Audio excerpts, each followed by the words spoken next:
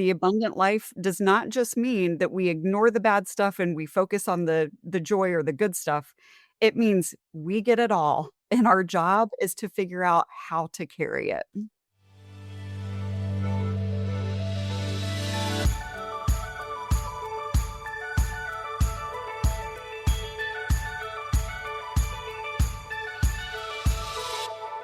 Hello, and welcome to the Shifting Culture podcast, in which we have conversations about the culture we create and the impact we can make. We long to see the body of Christ look like Jesus. I'm your host, Joshua Johnson. How do we keep moving forward when everything feels heavy? Not metaphorically heavy, actually heavy. Grief, violence, dehumanization, a sense that the world is off kilter, like something sacred has been flipped upside down. What do you do when the weight doesn't cancel out? When there's no neat balance? When joy feels too small to compete with the grief you're carrying? That's the question behind this conversation.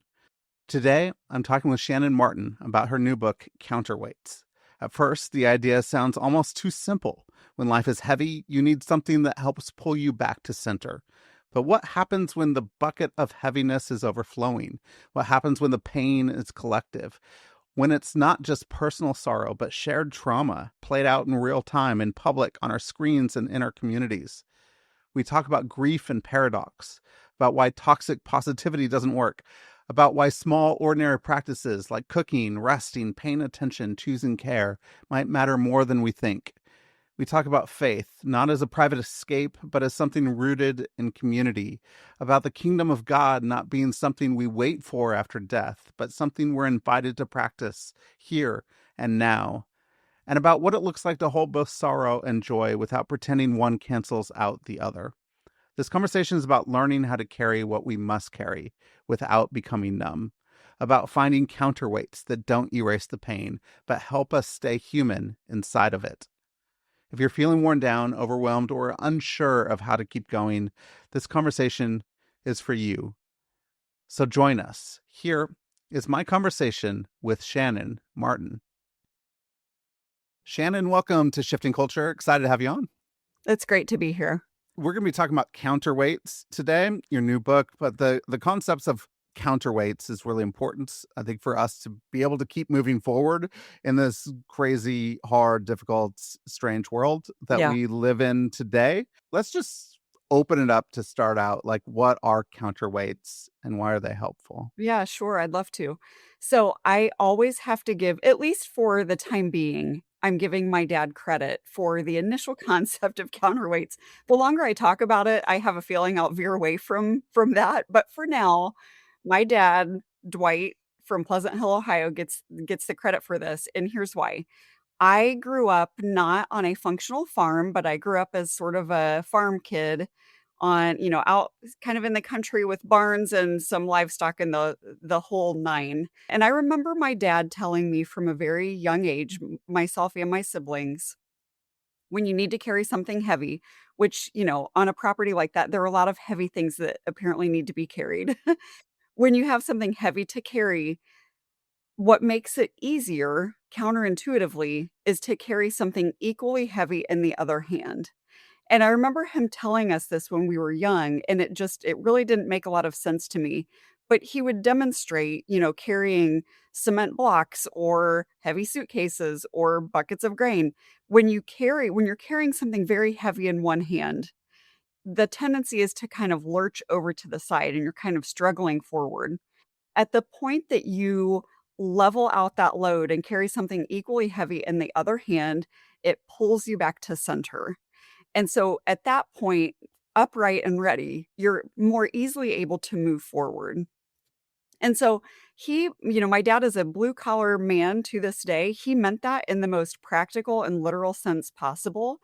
But because I am a writer, I go to metaphor. And I found myself years ago thinking about this idea of two buckets with, sort of the picture of a scale with us and our lives, our ordinary, imperfect, beloved lives as the fulcrum of that scale. And so we have all of these hard and heavy things on one side. This bucket is filled with things that we cannot change, things that we never asked for, things that we wish we did not have to carry. And yet here we are being asked to carry them. If we set out in our lives to be more intentional about filling the other bucket with things that are good, with things that bring us peace, with things that bring us delight or joy, or, sometimes it's even just the ability to honestly grieve things. If we can keep that other bucket full, it pulls us back to center. It allows us to keep breathing through the chaos. It just keeps our heads above water, and I don't believe that the goal is this mythical sense of perfect balance. I don't really think that even exists, and that's not what this is about. But when we find ourselves kind of tipping into despair, if we can be on the lookout for the good things happening around us to keep filling that other bucket as we go, it might lift us a little further off the ground. And right now, that is a win. Right now, we're all living different lives in different places, but I think a lot of us are finding that life feels kind of heavy. The world around us feels heavy and unmanageable. We're not quite sure how to keep going, how to survive, how to carry everything, and so the idea of counterweighting the heavy things, that is sort of my and my dad's prescription for moving forward. When I woke up this morning, I was thinking about this interview. I was thinking about our conversation, thinking about counterweights, and it's the second anniversary of my mother-in-law's death this Mhm, morning today. mm, She passed away about 20 feet away from where I am right now. okay, And I woke up. I was then talking to my wife about counterweights. mm, She's holding the grief of her yeah, mother, the loss of her mother. She's holding some crises that she's dealing with that are really heavy in her job. She's also we spent a lot of time working with refugees, and we spent a lot of time with them in their living rooms and just drinking tea. And mm, so seeing the dehumanization that is happening in our country at the moment is very, very heavy, yeah, and it feels like the heavy bucket is overflowing, like yeah, it's like unmanageable at the moment. yeah, And thinking about a counterweight, sometimes I think that, oh, I'm going to look for little pockets of beauty and joy and have some gratitude, and it feels very slight. It doesn't feel mhm, like it's going to counter the weight yeah, of the big bucket that's overflowing. right, How do counterweights work, and how yeah, does it help us to walk forward when they don't seem to be, you know, optimized and right. equal? Yeah, they're not equal. They're absolutely not equal, and that's something I write quite a bit about in the book because that is my lived experience too. And not just my lived experience, but the lives of people around me, which are even more difficult and challenging and painful than my own personal life. We get to bear witness. Even the story you just shared about your wife, that is heavier than the load I am personally carrying today. And so you're right. There is no there is no little pocket of joy big enough to cancel that out. And so the reality is we can't. The reality is everything that we face on a day-to-day basis, a large portion of it we do not have a say in it, and it cannot be canceled out. My goal in counterweights and just my personal practice in counterweights is if you're picturing life as a scale, if I can put something, even something very small, something that seems sort of insignificant into that other bucket, if it lifts me up just a little bit further off of the ground, that allows me to keep moving forward. And if we can be looking for those counterweights throughout our days, throughout our lives, from the raw materials of whatever we have been given, it doesn't equalize. I wish I had a formula for that. This is not a science. There is not an equation that works for this, but it increases our capacity just a little bit to bear and to carry what we must bear and we must carry. And so, yeah, I think we have to get away from the idea.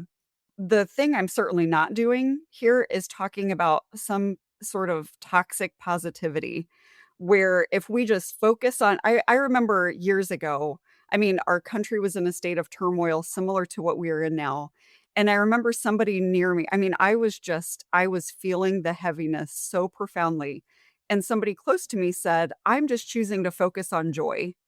And it was so offensive to me, to be quite honest, and a conversation was had. I just don't think that is what we're trying to do here, to turn a blind eye to the things that are grieving us and to just focus on joy, that's never going to work. The reality is, if we believe that our lives are sacred and that everything within our lives have something to teach us, that they are that we're just asked to carry them for whatever reason, sometimes we can't even make sense of these things. If we can honestly look at both things, if we can honestly look at the things that are hard and heavy and allow ourselves to feel what our bodies are feeling and to experience doubt sometimes, to experience anger, whatever difficult emotions we are going through, to be really honest and to treat that as sort of a sacrament even, that we're going to be brutally honest about the things that are hard and heavy, but we owe it to ourselves and to this one life we've been given to also get a little more intentional about being really honest about the things around us that somehow, in spite of it all, continue to bring just little kind of shimmers of goodness and beauty and joy and peace and comfort. I think that taken together, that is the abundant life that we have been promised. The abundant life does not just mean that we ignore the bad stuff and we focus on the joy or the good stuff. It means we get it all, and our job is to figure out how to carry it. It is both ands. It's not like either or. It's not a That's right. it is life is a paradox. It's not like all good or all bad. Yeah. But we see things through in this country at the moment. It feels like we're seeing things through an either or proposition. Yes. Like it's either this or it's that. Yeah. But there is a both and that we can hold. How do we hold paradox as we're living in a place? You're living in a community, you're living amongst immigrants. Yeah. Your husband is a chaplain in a Yeah. jail, you're a cook in a community kitchen. There's places where you're seeing goodness and beauty, Yeah. but there's places you're seeing ugliness That's and the right. dehumanization of your neighbors, of Yeah. people that, you're living proximate to. How Yeah. do we hold the paradox of our life? My family moved into this community maybe 15 years ago, and I think I am wired to be a person who thinks about things in binaries, and maybe that's just a human thing, maybe that's a Shannon Martin thing, I don't know. But I am the type of person that, when something was hard, for example, our kids are mostly grown now, but when we had, a bunch of little kids and that was a challenging stage for me, if one of them was going through something difficult, a challenging phase, I was inclined to feel like it was gonna be this way forever. I tend toward that sort of things are either good or they're terrible. My day is either fantastic or it's a real bummer. It was moving into this community and into the context that you sort of just laid out, and, belonging in a place is a gradual thing, and so, to the extent that I felt belonging in year 1, I feel it differently now in year 15. But at some point, my writing started to shift a little bit. The things I was saying online started to shift a little bit, and I remember a friend of mine saying, "Man, Shannon, you just seem like you're really sad all the time now." I was writing about harder things because I was bearing witness to harder things, to things I have not experienced personally. And that really struck me because I think what was actually happening was I was finally seeing without sort of, a veil in front of me, and I was finally feeling some permission to be honest about the state of the world. I was seeing it more clearly, I was speaking it more clearly, but what struck me about her comment was, and I sort of took a step back and I said to her, "Every single day I'm sad," and that's true. And every single day I feel joy and peace at some point, and that is also true. And so it is the community that surrounds me that taught me a little bit more. I don't think I have the answer to, how do we navigate paradox? How do we think about it? How do we live it? But watching people who struggle in different ways than I have struggled and who struggle deeply and survive and thrive despite it all. They have been my pastors and my teachers and my guides about what it can look like to bear it all, to figure out how to carry it all, to do that imperfectly, but to do that in community. I just think any opportunity we have to be immersed with people who are struggling in different ways and to get a little more intentional about sort of sitting in that with each other, that is our path through.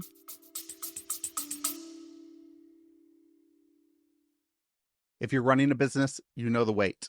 You're the visionary, the problem solver, the one who keeps it all moving. But the truth is, you can't grow when you're buried in the doing. What if you could multiply your results by finally handing off the work that's holding you back? That's what Sidekick makes possible. They match business owners with world class virtual assistants, real humans, not AI, skilled professionals who bring focus, follow through, and freedom to your business for 60 to 70% less than hiring locally. So stop carrying it all alone. Head to getyoursidekick.com/shiftingculture and book a call to see how Sidekick can help you scale your business, reclaim your time, and finally breathe again. As we're walking through that path, I think one of the things that struck me is the conviction that your husband Mm, said is that no one should have to experience death yeah, to experience the kingdom of God. yeah, And I mean that's very powerful to say that we could experience some of that yeah, today, yeah, here and now. And it's about what is happening here and not just about what's going to happen when we die. right. How did that shift and change your outlook on your community, on your Yeah. life, on your faith? I mean, initially, probably the first time I heard him say that, I sort of felt like, "Uh-oh." Like, I've had a lot of those moments in my life. I grew up in pretty my husband and I both grew up in conservative, white, working class, mostly communities, and deeply embedded in more conservative evangelicalism. I know for sure that what caused Corey to make that statement was the answer I gave you previously. This community has changed our outlook on the world, on God, on theology, on politics. Like, we have rewired so much of our lives because of this context that we're in. And still, there are all these things along the way, and I write some of these things in the Counterweights book, but there are these moments where I'm like, "Uh-oh," like, "Am I in trouble here? Am I being called into God's principal's office over this?" I'm sure that was one of them because it was just so fundamentally different than what I had been taught my entire life, which was all of this is temporary, and it doesn't really matter.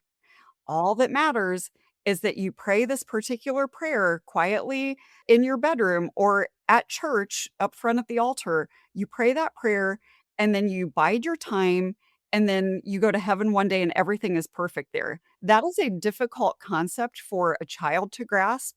And it might be even a more difficult concept for a fully grown, almost 50-year-old woman to grasp because I still don't get it.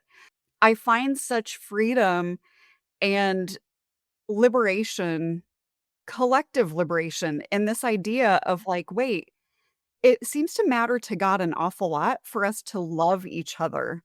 Like to really with our bodies and our bones and our tears and our sweat to really, really love each other. So maybe this time on earth is not just this random, necessity that we have to sort of struggle through it to get to the big prize at the end, heaven, whatever that really is, up in the clouds, wherever it is. What would it look like to commit to creating imperfectly and incompletely, to be working towards the kingdom of God right here on earth, just like Jesus tells us in the Lord's Prayer, on earth as it is in heaven. What does it look like to build that and create that and curate that together? At the point that we started to kind of reshape that part, that sort of fundamental part of our theology, life becomes this wild and unpredictable and sometimes devastating and often exhilarating opportunity to really be in it together and to create the better world that we are still able to imagine even when things feel pretty, bleak. And we're holding things and we're trying to move forward and actually seeing that there is a place where we can actually be with God in the middle Yeah, of our community. You wrote Jesus' parable in Mark where it says that a farmer scatters a seed. Kingdom of God is like a farmer scattering his seeds, and he goes to sleep, and the plant grows and grows yeah, without him actually even paying attention to it. It's just going to grow. You actually write through your process of that parable and understanding it from yeah, a me-centric, individualized, like it's about me, yeah. or I'm the farmer, it's about me doing all of the work, Mhm. to it's about us, it's about Yeah, community. What shifts when we see things in a communal perspective, when we yeah, see that we are in this together, that we are all the garden yeah. that is growing? Yeah, I mean, I think to say it really simply and maybe annoyingly, everything shifts. Everything changes. It changes everything. I mean, it just it has that in a nutshell has changed who I am and how I move through this world, how I see life unfolding around me, how I see God engaging with us moment by moment. I think it's such a disservice. It was such a disservice to me and to any of us who were given this very individualistic faith that was it was completely personal, and of course, I believe in a personal relationship with Jesus. I might sort of experience it in different ways now, but I believe that it's true. I also believe that our faith was never meant to be private. I think there's a difference between, having a personal relationship and having a private relationship that your faith stays contained over here, and everything is, between you and God, and how you interact over here, how you interact on the other 7 days of the week or whatever the case may be, that these 2 planes do not intersect. When we can really sort of reshape our faith into the garden of God, where we're growing and we're dying and we are taking root and we're thriving and we're drinking the same rain and we're, growing under the same sun and we're struggling against the same wind. And God is our caretaker through all of this and showing us how to tend to each other, to lean into each other, to let our roots get tangled. That is a faith that compels me much differently than this idea of this very static, private, quiet faith that simultaneously, there's this element of this private individualistic story happening here, but also you're supposed to be evangelizing everybody else around you so that they can go to heaven one day. Like, it just stopped making sense to me, and the thing that really forced that break was seeing myself within community, was watching the way my community, which, as you said, my community is at my neighborhood is mostly immigrant people. Our friend base, our lived community is heavily people who have been or are currently incarcerated, people who have lived their whole lives below the poverty line. I mean, all of these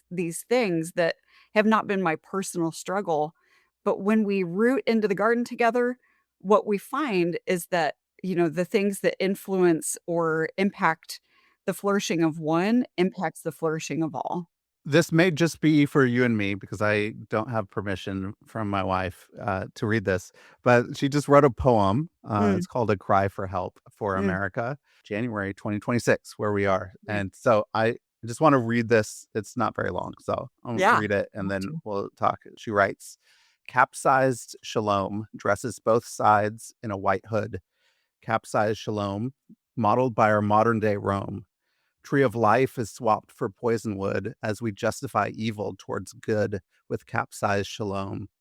Rupturing our reflections, once crafted as Imago Dei. Rupturing reflections designed for love and connection. I can almost hear foes' brazen bray as our quintessence is drained by rupturing reflections. Commander, step in, lash us to the mast, stop our urges. Commander, step in. This violence we're up to our necks in will rip us apart and submerge us as our mutual hatred converges. Commander, step in. Mm. As she's lamenting the violence, the upside down shalom, Yeah. she writes in Jeremiah 8:11, it says, "And they treat the wounds of my beloved people as though they were scratches. Don't worry," they say, "peace, everything is well," when there is no peace and nothing is well.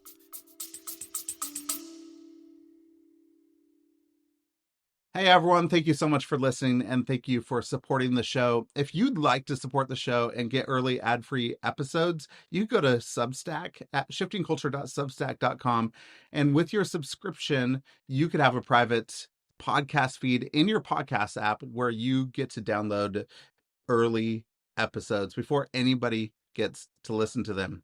You could also support the show by going to the support the show link at the bottom of the show notes in the app that you're using right now. That goes to a page that supports the work my wife and I do around the world.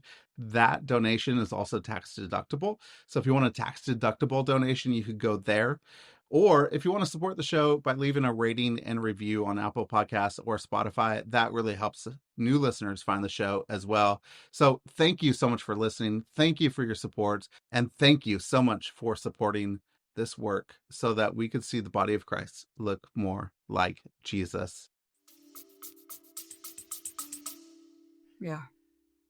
That's powerful. Capsized shalom. Yeah. I Capsize mean, shalom. that's what we're living. That's what we're Yeah. seeing all around us. And I think there's an extra layer, and I think about this a lot.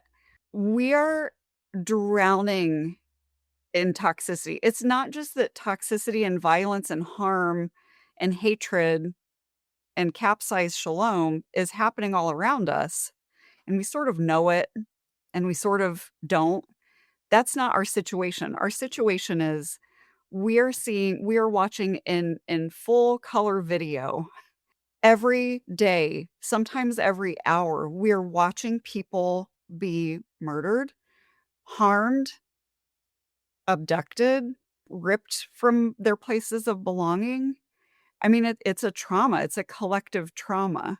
And I think that is really the root of where my counterweights practice became an emergency. Because I don't think I would go so far as to say I don't think any of us get the luxury of opting out of this. I think it's, being part of the garden of God means we owe each other something, and sometimes the thing I can offer is simply that I will bear witness, that I will be honest about what I'm seeing, and that I will call a thing by its government name. Like, I'm going to call things out, and I'm gonna risk being seen as a little dramatic sometimes by saying, "This is what I see, and this is what we've seen across history, and this is what this feels like, and this is what this means for people." And so at the point that we really feel committed to honesty about the heaviness, we just have to find ways to fill that bucket. I mean, I'm just gonna keep coming back to this visual picture of this hard reality is our reality. It's what we have right now. The danger is that we become numb. The danger is that we completely burn out. We find ourselves exhausted. We find ourselves sinking into depression, despair. We just check out. I don't think I know for sure that that is not the answer. And so what can we do? What can we do day to day, hour to hour to just offload a little bit of the stress and onboard a little bit of that true shalom, like what the love of God really means and what it really looks like, and you know perpetuating the flourishing for the people who are struggling the most. What does that look like right now? maybe our little counterweights, which in my experience, and I wrote through a lot of them through the book, and some of them are a little more grandiose, and some of them are very personal and weird. Because I want people to understand it's contextual, right? I mean, we've gotta be able to listen to ourselves, to our bodies, which, by the way, is another thing I was taught was, like, danger, danger. As I've learned to just listen to my body and trust that my body is letting me know what it needs, and as I'm learning who I am at the age of almost 50, what do I actually like? What do I long for?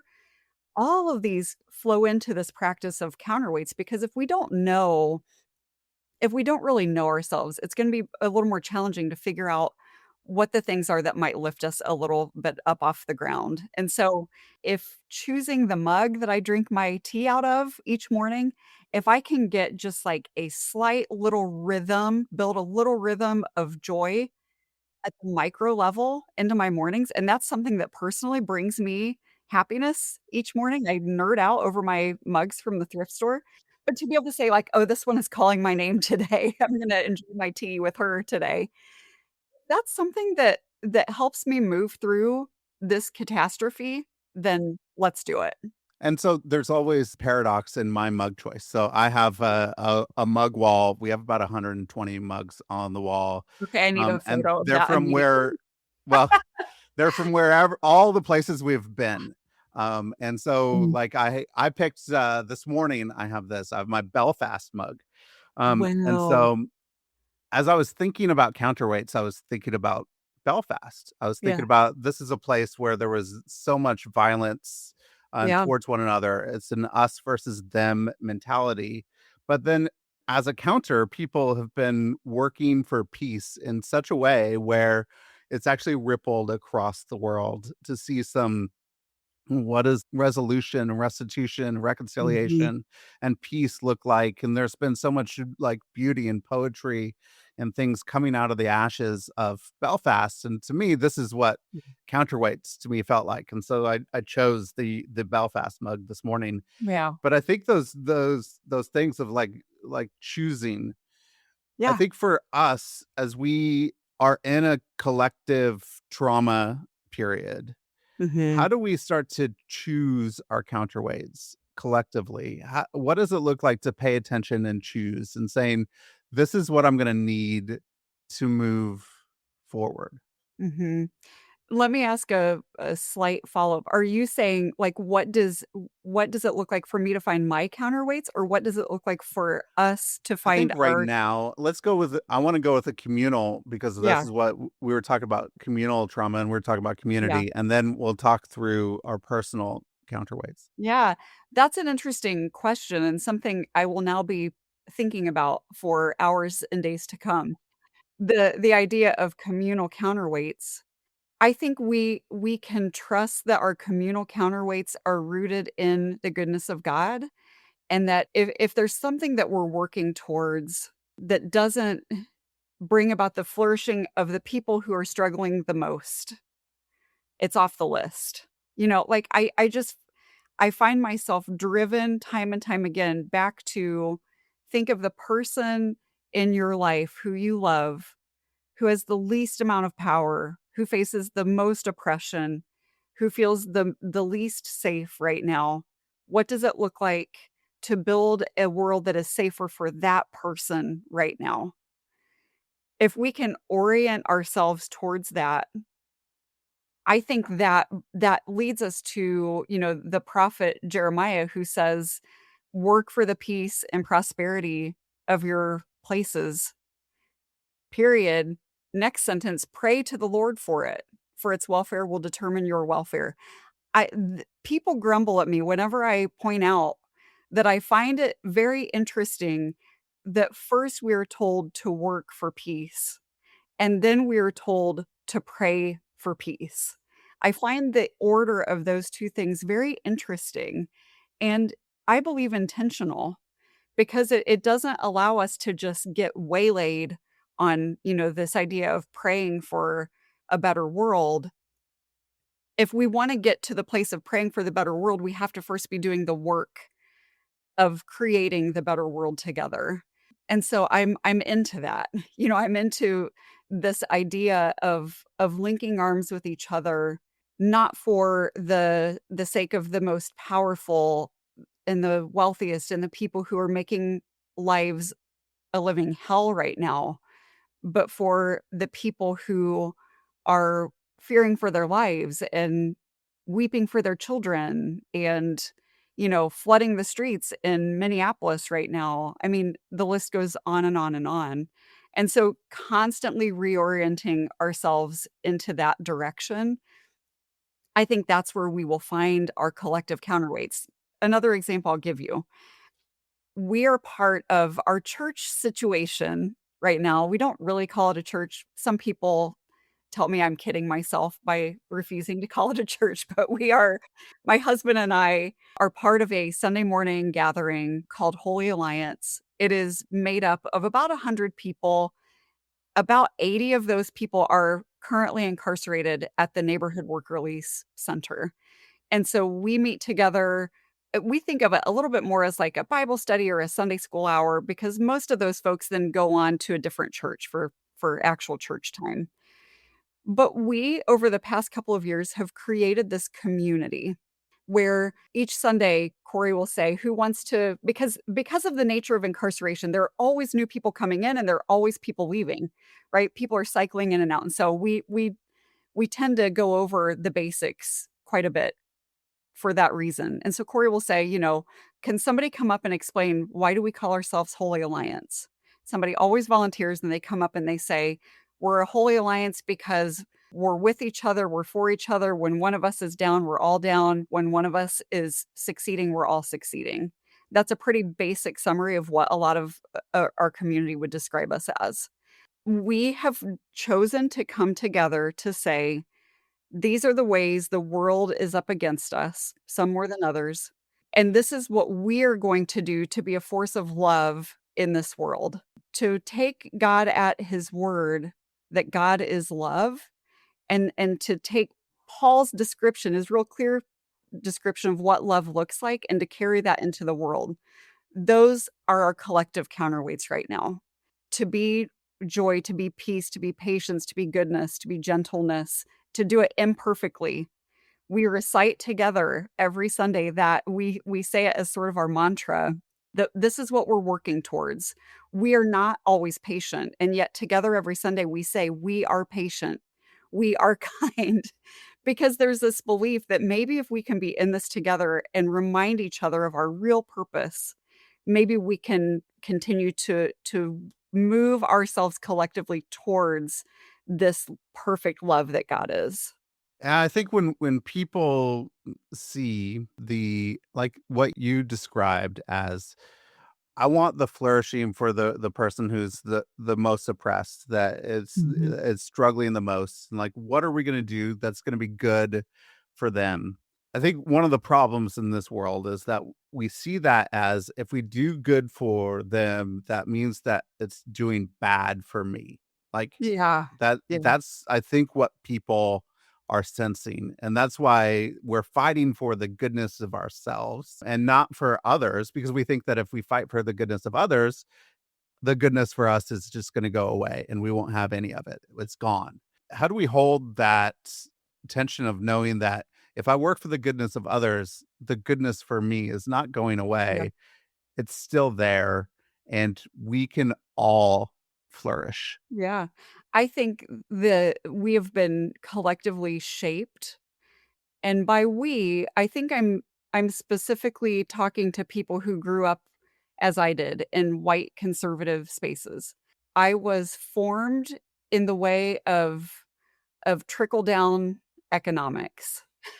And I think that's sort of at the root. My husband and I both used to work in federal politics, in conservative federal politics in a different lifetime. I think there's a real strong tie between the idea of, we're gonna make sure everything's real good way up here at the top, and then that goodness will surely drip down on everybody else. If we are shaped into that lens on the world, and I was, and my husband was, you can see how it starts to feel like, well, wait a minute, if we're thinking first of the people who we see as maybe down here, what about us? You know, in your wife's poem about capsized shalom, I like that visual of, like, capsizing something, upending it. Jesus upended these paradigms. Jesus flipped the grid on all of this. And so I sort of like to think about the trickle up economy of Jesus, where, when we read the Beatitudes, "Blessed are you," not, maybe one day in heaven you'll get your reward, which I think is often how I sort of saw that, but blessed are you right now who struggle, who fight for your own dignity and survival. This is Jesus's stump speech, his famous, this is what Jesus ran on. This is what matters to the heart of God, that we are really prioritizing the people who are struggling the most.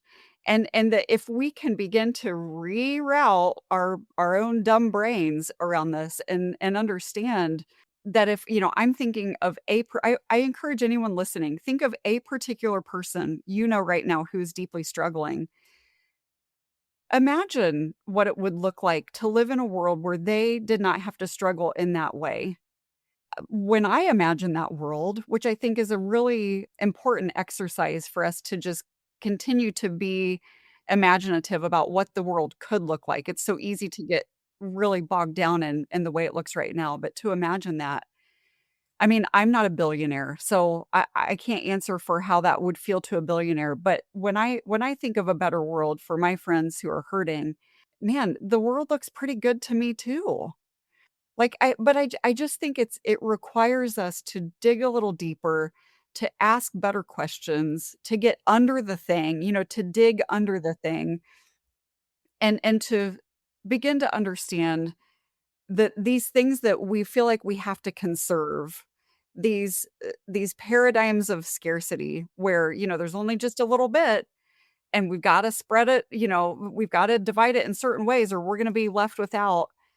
We were promised the abundant life, and the abundant life means we get it all, and the abundant life means there's enough for everybody, and so we're talking maybe accidentally a little bit about things that are political. I personally think almost everything is political, but yeah, I mean, if we can get back to, and I don't know if back to is even the right way to say it, if we can get to allowing the words and the life and the way of Jesus to inform our politics, it will capsize it.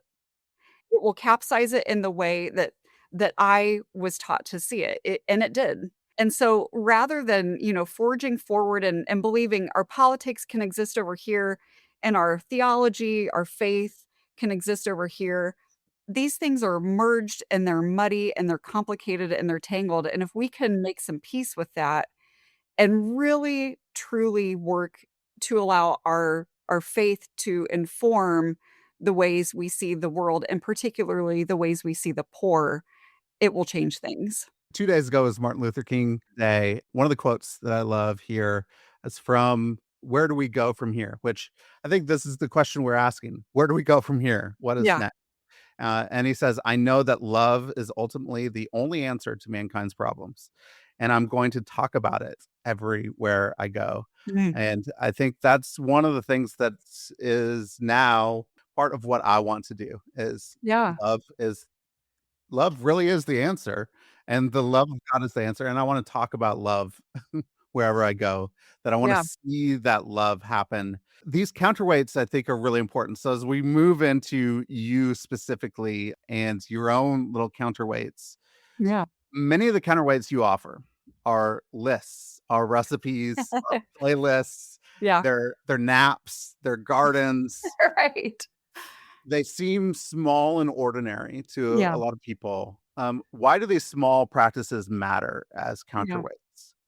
I think small things are really the only things, and I've felt that way for, I don't know, 10 years or so now. I think moving into this community forced me to get to live down at street level a little bit, to get my head out of this, like, invisible future that awaited me and to become very present and realistic.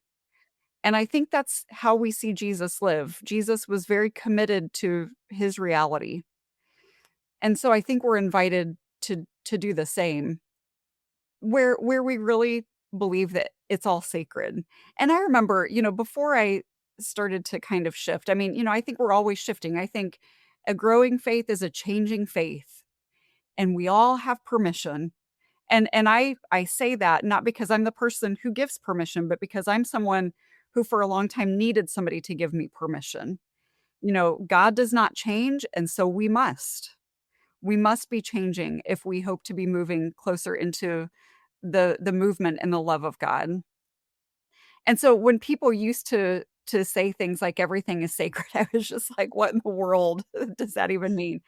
I think what it means, I don't this isn't a final answer, but I think what it means is that our lives are calling to us, and God is calling to us through the ordinary movements and moments of our lives. And so, yes, I wrote one of my goals in setting out to write Counterweights was my kids are getting older, and it's a struggle for me. It is like I mean, on a daily basis, I'm like, "What is my life going to be like?" I'm just going through that, like, I'm heading towards an empty nest, and I don't know how I'm gonna handle it. I wanted to write a book that was the truest version of their mom possible, that my kids could hold this book in their hand one day when I'm not here anymore and say, at least in, 2025, 2026, this was my mom, page to page. I also wanted to write very honestly about my counterweights practice so that it gives a really clear picture for other people of what their practice might look like. And so I did write a chapter or the chapters are all very short. I wrote a chapter about traveling, like you said with your mug from Belfast. Traveling is like a big counterweight that does cost some money and requires a certain amount of privilege and all those things. And I wrestled with all of that, trust me. But it's also something that has been a gift in my life and a value in my life, and so I wrote about it. But taking a nap out on the porch is another important counterweight to me, and so I wanted to write about that too. And like you said, I wanted to include these little it got a little meta because I wrote about a lot of things that are heavy and hard, things that maybe the average reader of my books will not have experienced from the close seats as I did. I wrote about a lot of lighthearted things, but I wanted to build counterweights into the book of counterweights. I wanted to give lists of things that I like and things that I enjoy and songs that I love and books that I've read because that required me to do the work of understanding who I am. And I think that's such an important part. If we wanna identify our counterweights, we have to get to know ourselves a little bit better. And so, I'm not the type of person to write a book with, like, "Now fill out these questions," or, like, that's just not the type of writer I am. But what I did give is a living, written example of my life over about a year or 2, some really difficult things that I encountered, and the little ordinary everyday things that kind of rose to the surface that I could hold on to, that allowed me to keep going, that allowed me to keep breathing, that allowed my capacity to increase a little bit, and I hope everybody who reads this book will find themselves through that example looking around them all the time. One of my favorite authors is Sarah Miles, and she writes, "God is always happening," and I love that, and I think, you know, every good thing comes from God. God is always happening. This means our counterweights are always, always happening. If we can get once we've given them that name, I think this is work that a lot of us are doing, whether we consciously realize it or not. We're looking for things to help us keep going. Once you give it a name, man, that's like, now you've got to practice. Now you've got something that you can talk to your friends about, talk to your family about, talk to yourself about. What are my counterweights today? I ask myself that question out loud most days, especially when I'm really struggling. Like, I look around me in the room, I look outside up at the sky. Where does my help come from? and there is always something waiting for me.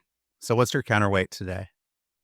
My counterweight today is that my child, this is a weight and a counterweight because this is the life that we live. I've already shared my struggle with letting go of younger children. My youngest is now 17. He's a junior in high school and he drives himself to school and all the things. And he texted me this morning and said, Mom, I think I'm getting a cold. And that's a weight, right?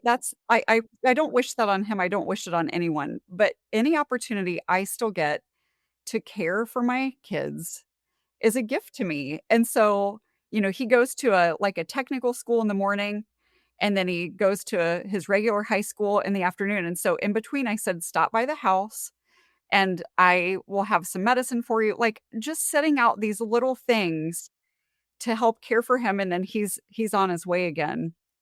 I think caring for each other in small, ordinary, everyday ways is a massive counterweight for me often.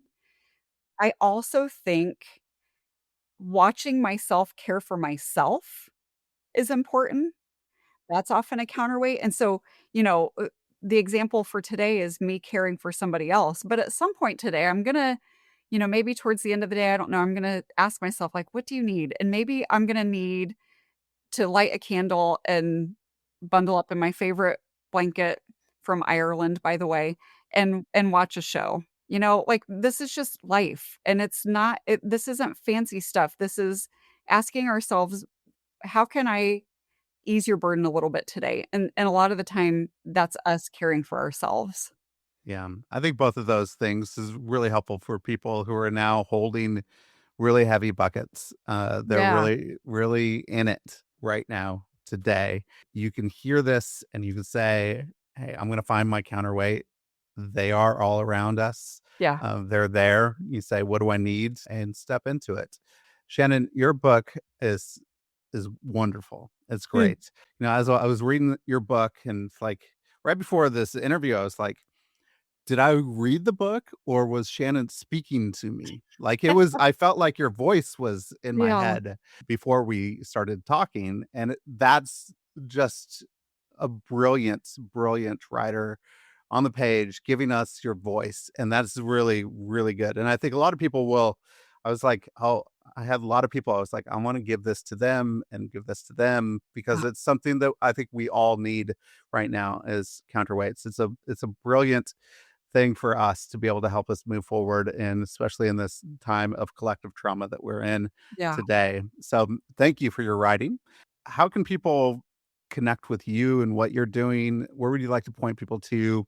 Is there yeah. anywhere specifically you'd like to point people to get the book as well? Yeah, yeah. Well, first of all, thank you for your kind words about the book. I'm still at the phase where not a lot of people have read this book. I've read it so many times, but it's really special and meaningful to hear your feedback. So I just really thank you. That is a counterweight for me. It's something I'm gonna tell my husband about later. So thank you for that. Yeah, the book comes out the end of March, and so anywhere you find your books, the book will be available. You can go to my website, shannonmartin.com, and there's all the different places that you can order the book directly from there. If you catch this before the book comes out, you'll still have a chance to pre-order it, and when you pre-order, you get the audiobook for free, which means you actually can hear me.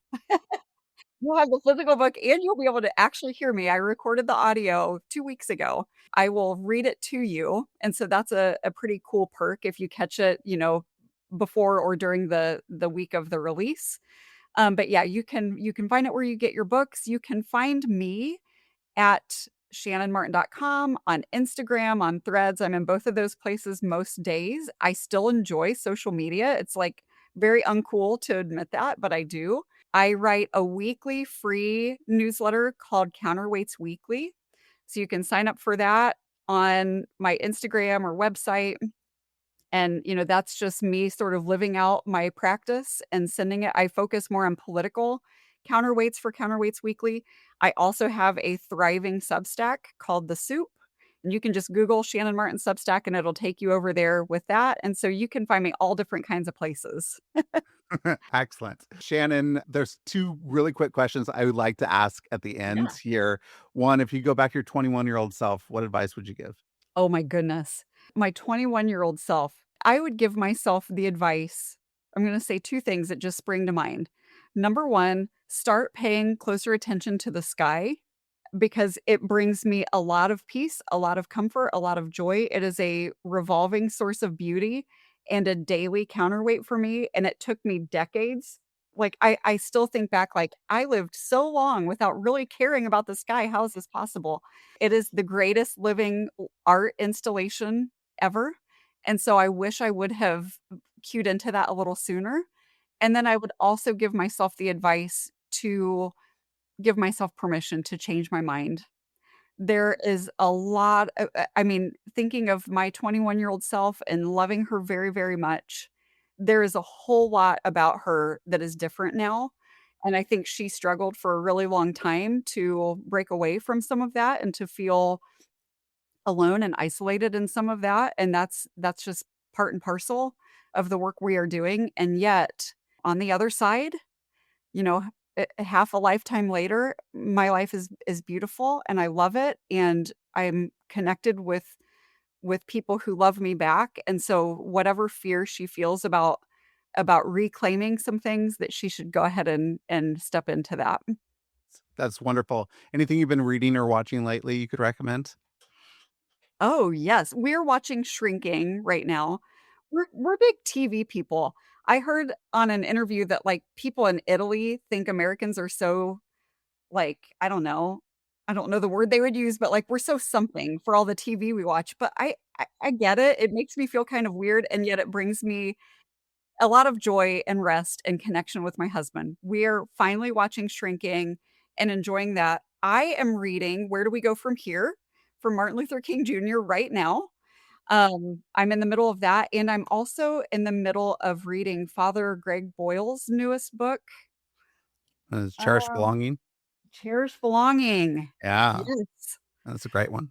And then I'm also rereading. I don't reread fiction ever, really, but my very favorite novel, probably from around the time I was in my early 20s, is a book called Love Walked In by Marissa de los Santos, and I'm rereading that because we're heading into, I appreciated that you said all that you did about, like, choosing love and walking in love, and as cheesy as it may be, we are heading into the season of love, February, Valentine's Day.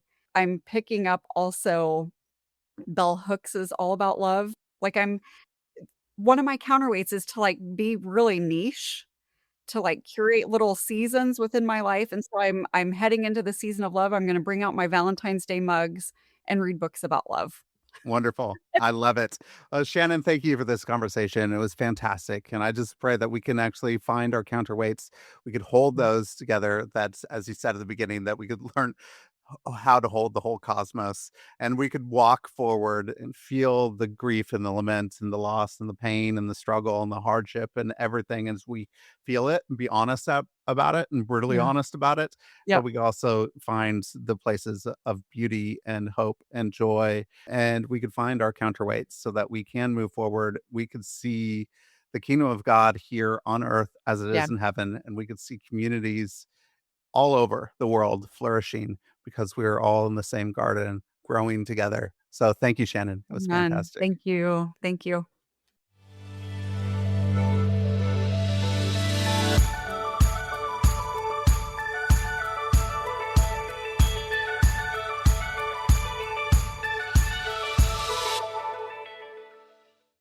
Thanks for listening to this episode of Shifting Culture. This show was edited and produced by me, Joshua Johnson, at Shifting Culture Productions. If you're enjoying the conversations, consider supporting the work by subscribing at shiftingculture.substack.com. For as little as $5 a month, you'll get ad-free early access episodes and other exclusive content delivered straight to your inbox. I'd love for you to not just listen, but engage. Reach out, share what's resonating, and let's keep shaping culture together. Whether you're a listener with feedback, a creative with an idea, or a brand looking to connect with a thoughtful, engaged audience, let's talk. If you're interested in advertising on the show, I'd love to hear from you. Contact me directly for rates and availability. Until next time, let's keep shifting culture.